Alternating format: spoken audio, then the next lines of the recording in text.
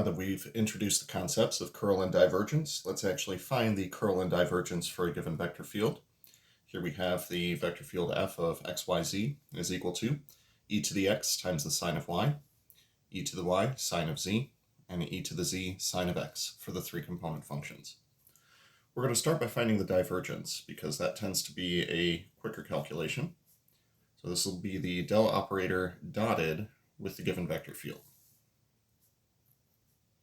So partial derivative with respect to x, with respect to y, and with respect to z.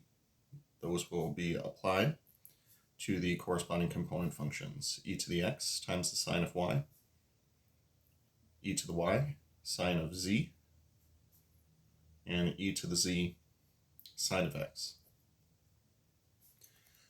Now we actually apply these partial derivatives to the corresponding component functions. So this will be partial with respect to x of e to the x times the sine of y. This will be the partial with respect to y of the second component, e to the y times the sine of z. And the partial with respect to z of e to the z sine of x. Now the good news is that all of these partial derivatives are simply going to be applied to the natural exponentials that are within each of these. As such, we're going to wind up getting the exact same component functions, simply all added together.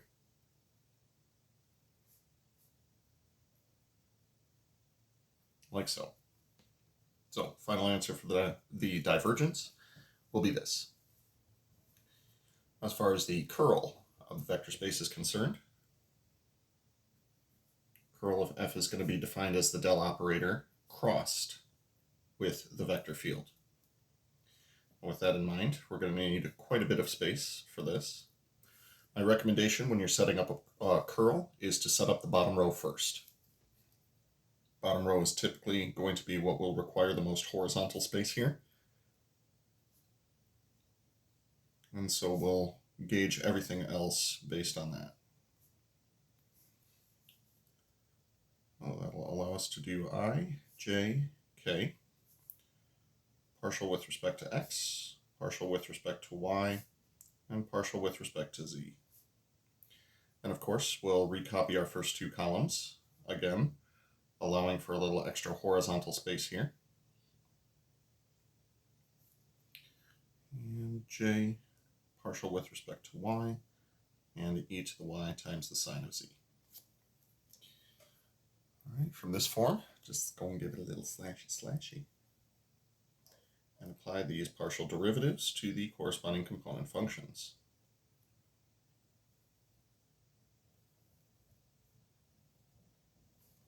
So, in the downward direction, we will be applying the partial derivative with respect to y of e to the z sine of x. However, that contains no instances of y, so it is as though we're differentiating a constant function. For the j component, this will be partial with respect to z of e to the x times the sine of y, which once again is going to wind up being equal to the partial derivative of a constant. So we'll get 0 there as well. And finally, for the k component, we have the partial derivative with respect to x of e to the y sine z, which once again will be treated as a constant. And you know what? That's okay. Kidding, because it's 0 for the k component. All right, never mind. Focus. All right. For the slashes going in the upward direction, first one we have is for the k component. We'll be taking the partial with respect to y of e to the x sine y. Derivative of sine of y will be the cosine of y, so this will be e to the x times the cosine of y for the k component. Plus, for the next slash, we have for the I component, the partial with respect to z of e to the y sine of z. That partial derivative applied to the sine of z will give us a cosine of z. So we'll get e to the y times the cosine of z. That again is for the I component. For the j component, we'll have the partial derivative with respect to x of e to the z sine of x. Once again, derivative of the sine of x winds up being the cosine of x. So we'll get e to the z times the cosine of x. That is again for the j component.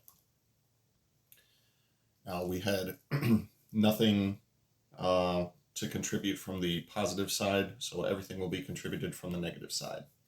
So the curl of f, once again, is going to be equal to the vector. For the I component, we'll have negative e to the y cosine z.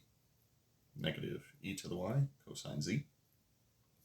For the j component, we'll have negative e to the z cosine x. E to the z cosine x. And for the k component, we'll have negative e to the x cosine y. Negative e to the x cosine y. So that is how to find both a divergence as well as the curl of a given vector field.